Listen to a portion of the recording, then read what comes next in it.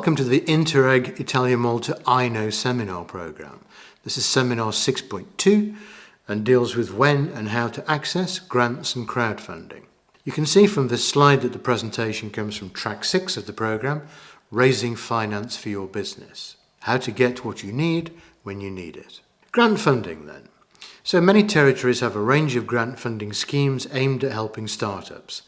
Some territories also have follow-on grant funding schemes, which are usually for higher amounts and are aimed at helping new businesses to grow or to develop processes and/or products. But please note that the total amount of grant funding for any new business may be capped at certain levels. That varies between territories, and it may be as a consequence of what are usually termed state aid rules.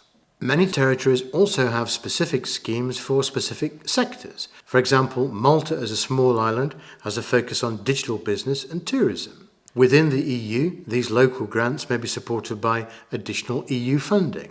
But be aware that grant funding applications can be quite onerous in terms of administration, and it is often not possible to apply twice for a grant from the same scheme. Are grants repayable? A common question, but thankfully in general, no. You don't have to repay them, but you might have to meet some terms.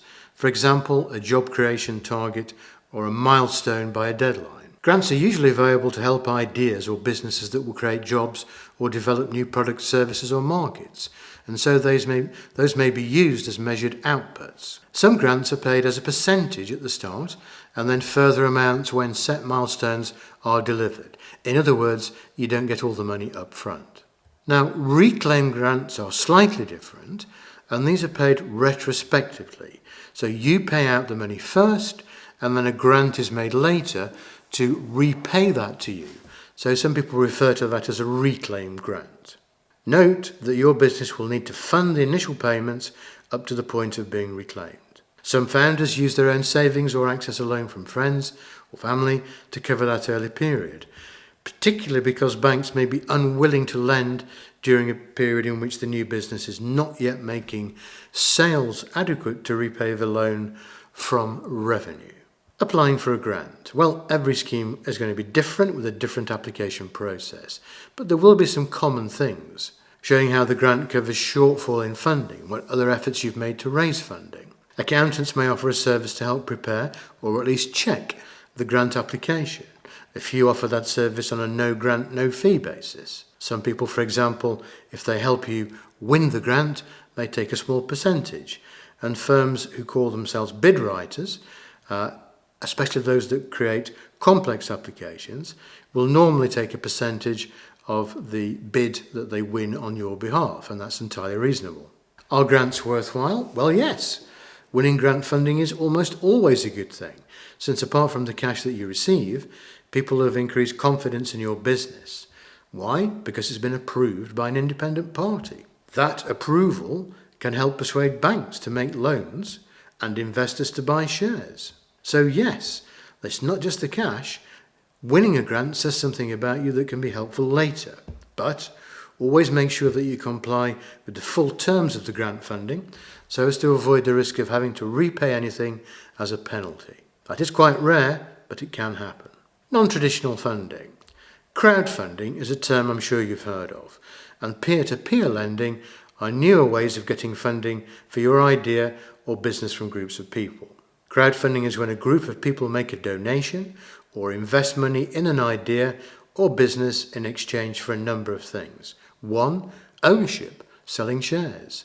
2. Incentives or rewards, sharing profits. Or 3. Pre-ordering goods or services.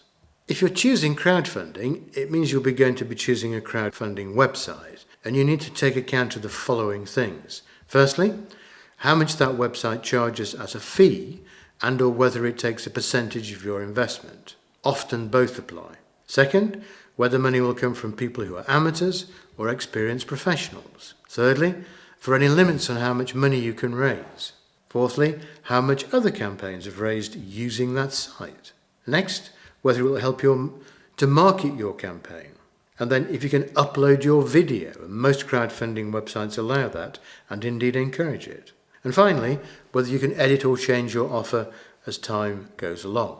Now, there are some pros and cons in our view about crowdfunding, so you should always get professional advice, most importantly from your accountant. Most people agree that donation-based crowdfunding is a good opportunity. It's where people are giving money as a group of people to a new type of entity that's going to do something with it that they approve of or want to support. Reward-based crowdfunding is slightly different. It's the good opportunity, we think, depending on what fee or percentage the website takes.